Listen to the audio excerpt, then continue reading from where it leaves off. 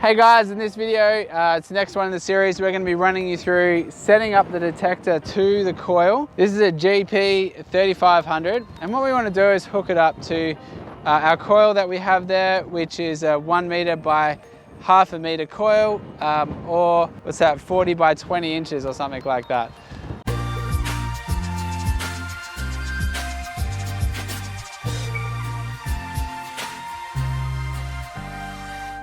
What we have at the bottom of this one here, so this particular piece of conduit is 250 mil deep, and at the bottom we have basically 4 grams of minted bar, 99% purity from the Perth Mint. So if you want to see a different video where we put these pipes at different depths and run different detectors over them to see how far they go, for example, does the GPZ 7000 go more than the GP6 6000? You'll be able to check that out there. Also, so what we're going to do is we're going to run this drag coil straight over the top of the hole that we've dug over there. And then what I'm going to do is I'm actually going to put the microphone inside one of the headphones. I mean, usually we have a separate audio out, but in this case, we don't have a wireless headphones with us, a wireless setup for this. So we're just going to have to put the mic in it. But you should be able to hear the signal as we go over the coil. Now, last night, yesterday afternoon, we did cal it all up, and I walked back and forth up and down this road here, probably for about an hour, towing this on my back. And I had it set up with this and a harness, and I was just sort of dragging it with a rope here. Look, it is actually really easy to pull. I probably, after about an hour though, I was definitely ready for a Pepsi and a chocolate. I reckon you could probably do it for about half a day if you had to. And that would just be a normal person. It is very light to pull. Obviously you want to tow it behind some sort of vehicle though. So let's get into the video. Now in terms of settings, what did we end up with? So in a previous life, I was actually an instrument technician, so calibrating this sort of thing. I mean, I'd never really used them before, but I feel like I got it pretty good.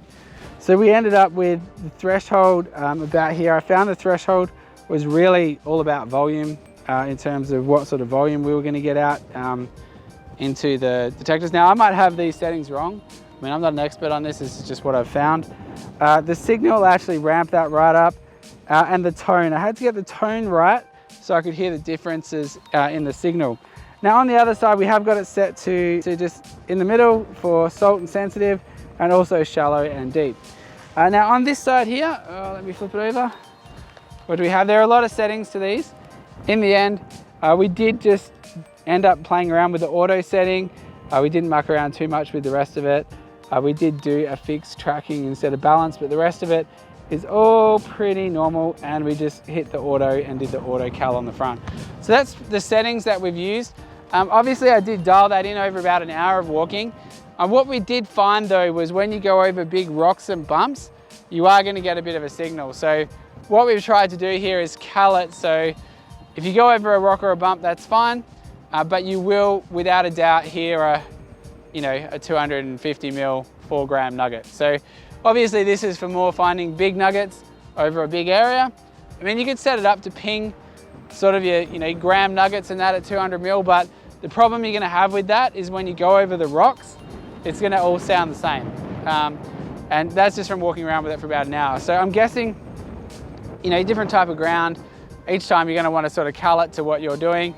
A nice way to do that though is to have either a nugget at the size that you want to cal it to, so maybe you got a 5 gram nugget or a 10 gram nugget or something, put that down. Or if you didn't have that and you wanted to go to the expense of buying a couple of grams worth of gold and putting it in a tube and burying it, and then having some rocks around, so that way when you cal it, at least you know that it is actually going to be set up to what you're looking for. So anyway guys, without all of that, what I'll do now is I'll just go up and back here. I'll run it over the hole so you can actually hear what it sounds like. If you've got any comments or questions on any of this, look, we are not experts on this detector at all. We've only been playing around with it for a couple of days. If anyone's got any tips or tricks or anything at all, please let us know in the comments below. That would be great. We couldn't really find much information on how to do this, so we're kind of making that up as we go along. So if you've enjoyed the journey, guys, please smash the thumbs up, give us a subscribe. You can always unsubscribe later. And what we'll do now is we'll run it over the hole, and let's see what it sounds like. So guys, what I'm going to do, I don't know how it will go, but I'm just going to put my Rode mic inside here. and hopefully you'll be able to hear it okay.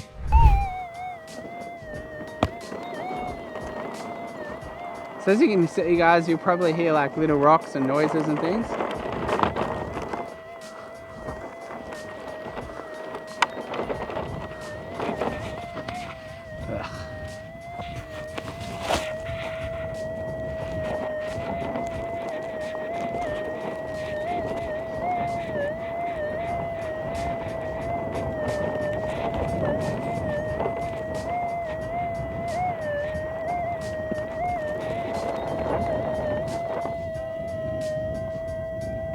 Didn't even hear it.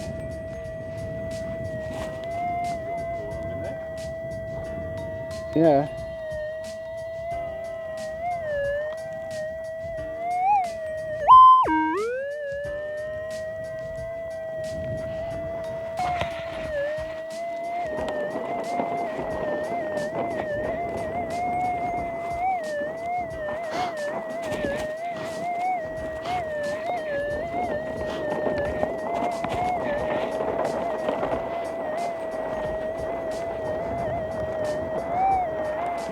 So you might have just heard that little wee. It needs to be noisier, eh?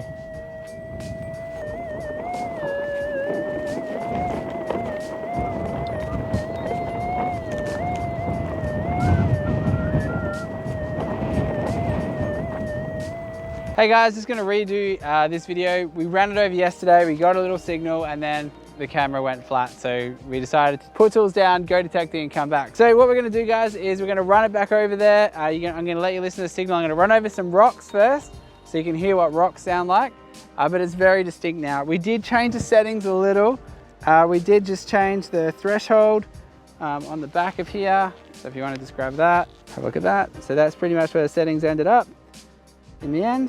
And now it's giving us a nice clear signal. So what I'm gonna do guys is I'm just gonna chuck these on and I'll put the mic inside the ear again so you can hear it. There we go. Okay, let's try that.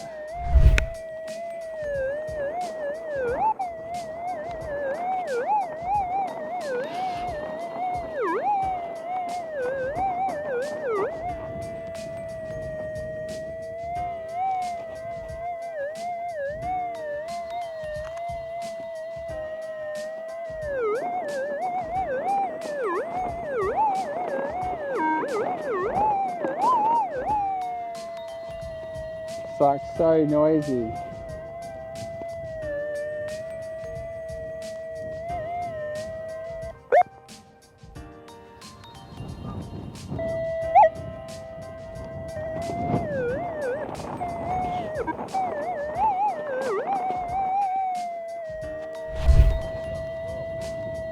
Now when you got to ground balance it while you're walking.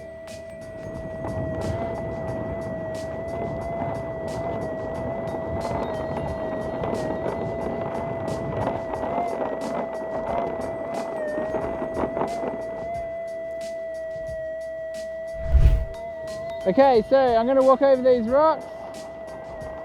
Should be able to hear it.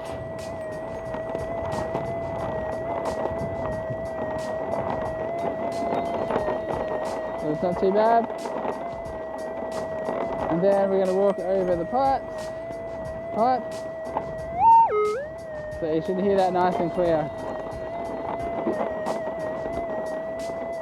There again.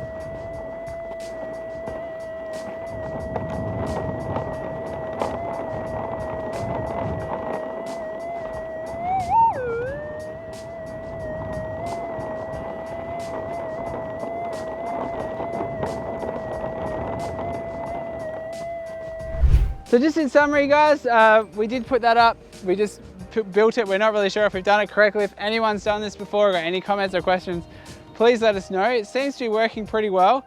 Another pro tip we noticed was if it gets really noisy when you just turn it on, what you need to do for the ground balance is just push the green button at the top while you're walking along, and it'll tune out all the noise and the crap, and it comes up pretty good. The other thing, you guys have seen the settings, is I just wanted to check this matting, see how this matting went.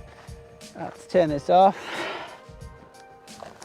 You know, we probably walked around for a good couple of hours easy, and you know, rocks and sticks and like anything I could throw at it, and I think it's come up pretty good, eh? I mean, I don't know how it would go behind an ATV. We will let you know in a future video how that goes. Maybe you do want to have a look at some of the conveyor matting or conveyor belt without the metal in it. That could work, but we're going to give that a shot for now. I mean, other than that, it was a process to build. We've got it up and going. Again, if you've got any comments, questions, feedback, please let us know. Other than that, please you know, make sure you like, share, subscribe. It does help out the channel, and you can always change your mind later. So we look forward to seeing you in the next video.